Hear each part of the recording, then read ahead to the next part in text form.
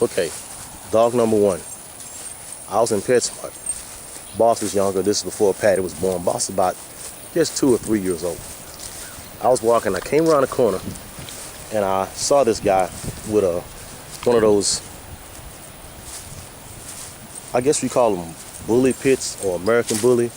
And I got nothing against American bully people. They're very well organized, but I'm glad they're not calling their dogs pit bulls anymore, because what I saw was about as far from a pit bulldog as a Chesapeake freaking Bay Retriever is from Boss.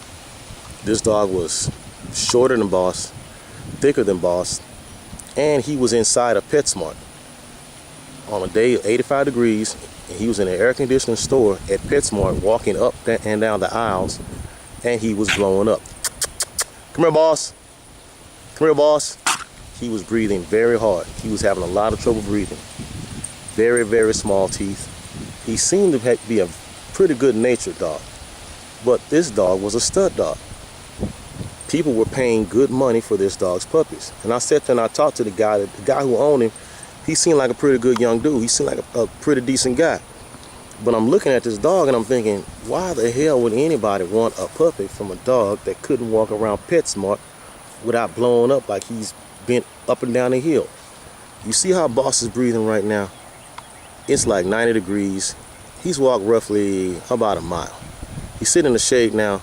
The dog was breathing harder than that in PetSmart, just walking back and forth from the freaking Alpo aisle to the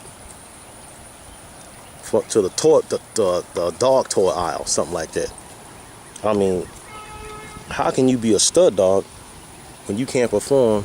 Well, not even perform, you can't even do the regular cool dog shit. You dig? So people are paying $1,200, $1,300, $1,400 for puppies, and not only do they not get a working quality puppy, not only do they get a dog that cannot perform the task that he was designed to do physically or mentally anymore, but they get a dog that can't do the regular cool dog stuff with. I exchanged words with some young guy on YouTube one time, because he had one of his stud dogs who basically looked like a cross between a pig and a English bulldog. But this was supposed to be a stud bull terrier. He was trying to sell puppies from this dog. This dog was standing in his front yard breathing like he just ran 10 miles because his nose was so small. His snout was so short he couldn't cool his body off. And he was suffering just standing still. And I said, man, why would anybody want a dog like that? You can't take him hiking? Out! Out! Out! Out! Piece of mud. You can't take him. There's a little hole. Man-made looks like it. I don't know if I can get it focused. Yeah. It's man-made. The water department's all around it. They probably stuck a little flag down here to tell somebody where to dig or something.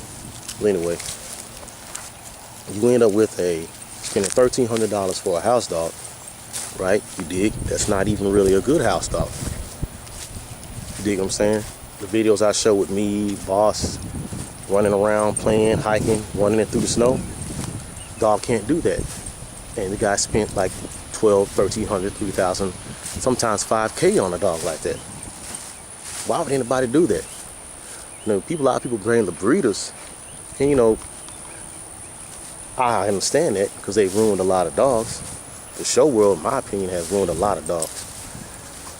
But the people themselves, man, I mean, I can just, even if you don't know dogs, you just look at that dog, you're like, man, he's in PetSmart and he's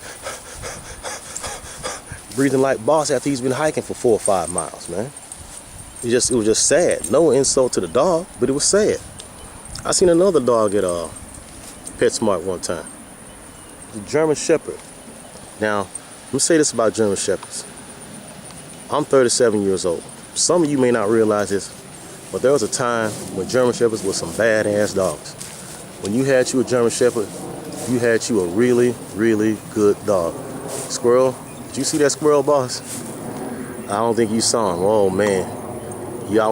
We missed a chase, y'all. Boss was looking at something else when that squirrel went by. It would have been on. He's never caught one, but I've been trying to get a little Some of them chases, they've been hell, they've been fun to watch. Well, anyway, you see all these German Shepherds, and they have a slope in their hips. You dig? Their back legs are slanted down like a hyena, and they say that's good, it's functional, it's for a flying gait.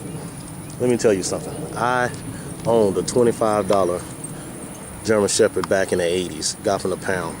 And he ran like a puppy until he was an old dog. I'm talking 8, 10 years old when he started to really slow down. He got arthritis when he was older. These dogs right now, some of them are fairly young and they already got physical problems. Like the one I saw at PetSmart. I mean, he was walking like he literally had both of his legs out. Like he had both of his legs damaged. And they were bred to be that way. They had a deformity bred into him, man. It's not his fault. He's probably a good ass dog. He would probably do the regular cool dog shit if he could, but you know, they bred all the stuff out of him. Like the English Bulldog. And for the pit bull and the bull breed people who are watching this, you know what I'm talking about. You read about the old English Bulldog, and you look at the Bulldog today, and you're like, man, this is just pitiful. And for us as pit bull people, boss, come. Come, boss. Come. Good boy. Good boy. For us as pit bull people, Patty, come. Good girl. Good girl.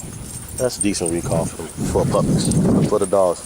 Good job, y'all. For us as pit bull people, we're worried because we are slowly but surely, we're heading down the same path.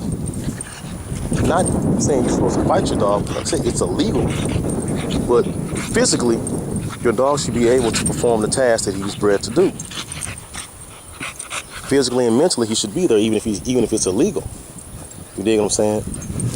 And you just sit there, and they're breeding the English Bulldogs, and they're breeding Mastiff into Pit Bull, and they're changing the Pit Bull so it's more like an English Bulldog.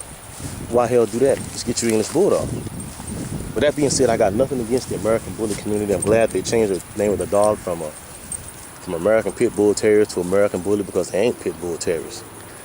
And if you don't believe me, take a good look at some of them. Boss is a big pit bull, a big country pit bull, as in whatever catch a hog will breed, whatever won't catch a hog will probably get killed by a hog.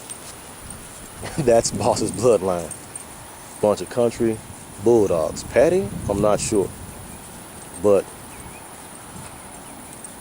a dog that's a stud should be able to do, should be more than just a cool dog. And you know, don't breed deformities in the dogs just for the sake of fashion, man. You know, you look at some of these shows of pedigree dogs exposed, you can look that up on YouTube, man. It's really freaking sad. Like I said, you don't have to be a fighter or a